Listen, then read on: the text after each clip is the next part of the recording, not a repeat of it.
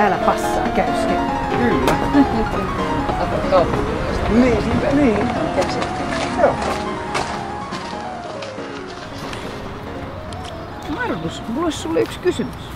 No? No kato, meillä oli ihan mahtava teatteriprokkis. Ja niin harvoin tulee annettu positiivista palautetta ja mä halusin antaa ohjaajalle palautetta siitä, että se on kyllä ihan mies paikalla ja loistokaveri. Mutta sen palautteen jälkeen oli jotenkin hiukan hämmentävä olo ja musta tuntuu, että ohjaaja juo kahvia ja poistuu paikalta. Teekö mä jotain väärin? No, et sä varmaan väärin tehnyt, mutta se on tavallista, että ihmiset niin kuin hämmentyy, kun ne saa tällaisia kehuja. Ja just toi Gordonin teorian se kolmiosainen myönteinen minäviesti, kato, olisi just nyt se, mitä tässä olisi kannattanut ehkä käyttää. Aivan.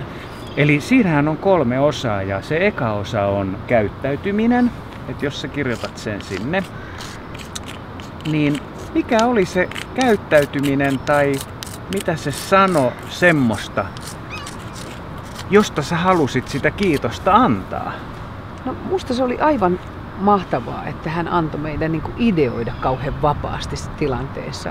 On kysymys komediasta ja se on lennokasta ja hauskaa. Et me ei oltu missään niin kuin laatikossa, että silloin kun ohjaaja haluaa, niin silloin me pompataan sieltä yli. Me saatiin vapaasti ideoida. Joo.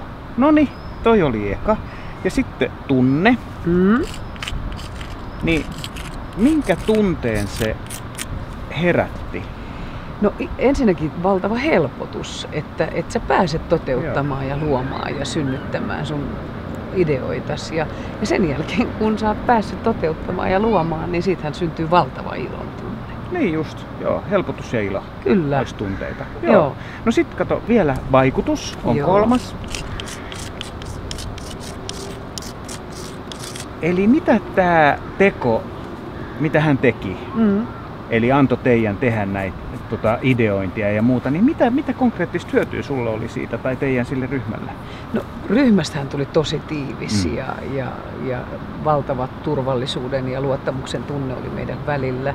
Ja sen lisäksi me valmistuttiin ensi iltaan, koska usein saattaa olla niin, että valmistuminen hidastuu erilaisten ristiriitaisten tai että se homma ei toimi. Joo, eli konkreettinen hyöty. Kyllä.